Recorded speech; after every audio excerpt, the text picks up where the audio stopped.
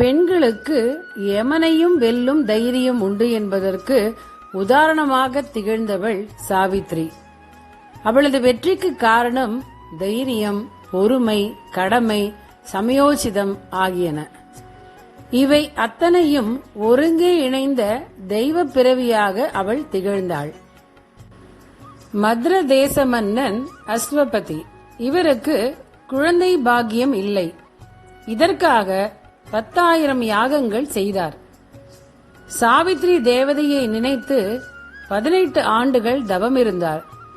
அவரது தவத்தை மெச்சிய சாவித்ரி தேவதை அவருக்கு குழந்தை பாக்கியம் அளித்தது. அந்த குழந்தைக்கு தனக்கு வரமளித்த தேவதையின் பெயரையே இட்டார். சாவித்ரியை திருமணம் செய்து கொள்ள யாரும் முன்வரவில்லை. காரணம், அவளை ஒரு தெய்வ பிறவியாகவே அனைவரும் கருதினர். கவலையடைந்த அஸ்வபதி தன் மகளையே உனக்குரிய கணவனை நீயே தேர்ந்தெடு என சொல்லி நேரடியாக மாப்பிள்ளை பார்க்க அனுப்பினார். அவள் பல நாடுகளுக்கும் சென்று திருப்தி ஏற்படாமல் அங்குள்ள ஒரு காட்டிற்கு சென்றாள். அங்கே தியுமத்சேனன் என்ற பார்வையற்ற ராஜா தன் மனைவி சைவேயுடன் வாழ்ந்து வந்தார். அவர்களது மகன் சத்தியவான். அவர்களுக்கு அவன் தகுந்த உதவிகளை செய்து வந்தான். அதை கண்ட சாவித்ரி சத்தியவான் மிகுந்த குணவான் என்பதை புரிந்து கொண்டாள். பெற்றவர்களுக்கு சேவை செய்யும் அவனது பண்பு மிகவும் பிடித்துவிட்டது சாவித்ரிக்கு.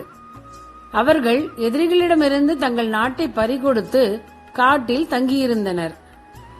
ஊர் திரும்பிய சாவித்ரி சத்தியவானை திருமணம் செய்ய விரும்புவதாக தந்தையிடம் சொன்னாள். அப்பொழுது அங்கு வந்த அஸ்வபதியின் குருநாதரான நாரத முனிவர், சத்தியவான் குணமான் என்பதில் ஐயமில்லை. உலகில் அப்படி ஒரு ஆணை பார்க்க இயலாது. சாவித்ரிக்கு தகுதியானவன் என்றாலும் அவனது ஆயுள் இன்னும் ஓராண்டே இருக்கிறது என்றார். அப்படியானால் வேறு மாப்பிள்ளை பார் என்று மகளிடம் அஸ்வபதி சொல்ல, வாழ்க்கை என்றால் இன்ப துன்பங்கள் சகஜம், அதை எதிர்கொள்ளவே நாம் பிறந்திருக்கிறோம் என்று திடமாக சொன்ன சாவித்ரியை நாரதர் பாராட்டினார்.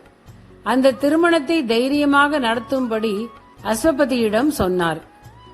அஸ்வபதியும் திருமணத்தை முடித்துவிட்டார். இந்நிலையில் நாரதர் சொன்ன கணக்குப்படி 4 நாட்களே இருந்த நிலையில் சாவித்ரி ஒரு விரதத்தை துவங்கினாள். அதன்படி 3 நாட்கள் இரவும் பகலும் விழித்திருந்து உண்ணாமல் இருக்க முடிவு செய்தாள். அம்மா, இது சாத்தியம்தானா என மாமனார் கேட்டார்.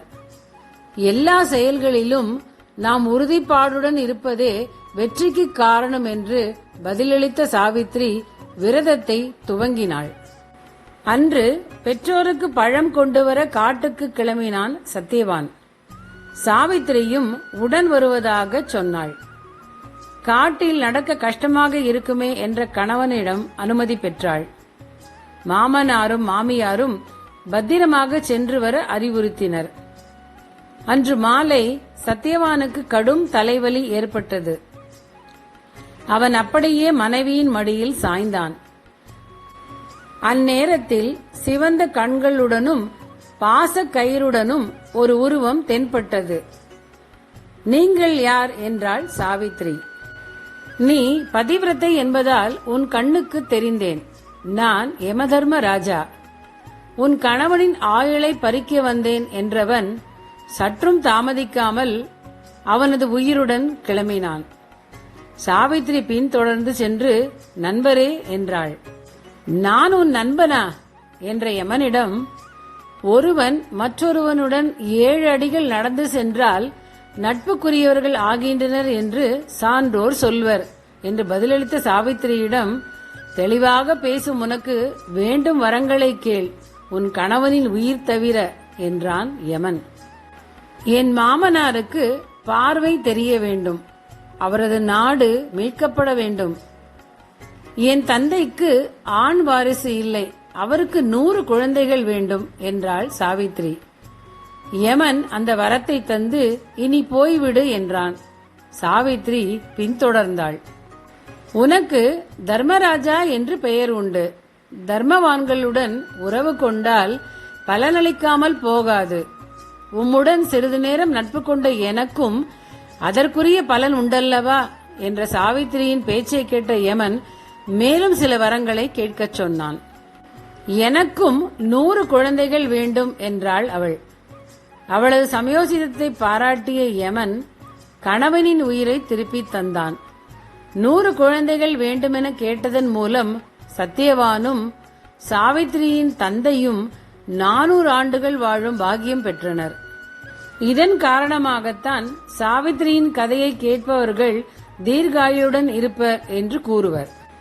கார்காலத்தில் விளைந்த நெல்லை குத்தி எடுத்த அரிசியை மாவாக்கி வெல்லம் ஏலக்காய் சேர்த்து அடை செய்ய வேண்டும். இதை திருவிளக்கின் முன் வைத்து விளக்கை சாவித்திரியாக கருதி வழிபட வேண்டும். இதனால்தான் இந்த விரதத்துக்கு காரடையார் நோன்பு என பெயர் வந்தது. அடை பிரசாதம் படைக்கும் பொழுது கீழ்வரும் வசனத்தை சொல்லவும். உருகாத வெண்ணையும் ஓரடையும் நான் தருவேன், ஒரு காலம் என் கணவர் என்னை பிரியாதிருக்கணும் என்று சொல்லி மஞ்சள் சரடை கழுத்தில் கட்டிக்கொள்ளவும். கணவருக்கு நீண்ட ஆயுள் தர வேண்டி பிரார்த்தனை செய்து கொள்ளவும். தீர்க்க சுமங்கலி பவ என்று கணவன் மனைவி நமஸ்கரிக்கும் பொழுது ஆசிர்வாதம் செய்ய வேண்டும். சாவித்திரியின் கதை கேட்ட பெண்கள் தீர்க்க சுமங்கலிகளாக இருப்பர். சாதனை படைக்க பிறந்தவர்கள் பெண்கள். ஃப்ரெண்ட்ஸ், இதுவரைக்கும் இந்த சேனலை சப்ஸ்கிரைப் பண்ணாம பாத்துக்கிட்டு இருக்கிற நீங்க இந்த சேனலை சப்ஸ்கிரைப் பண்ணி வச்சுக்கோங்க. பெல் ஐகான் ஆல் பட்டனையும் பிரஸ் பண்ணிக்கோங்க. நான் போடுற எல்லா போஸ்டும் உங்களுக்கு நோட்டிபிகேஷன்ல அப்பதான் கிடைக்கும். தேங்க்யூ.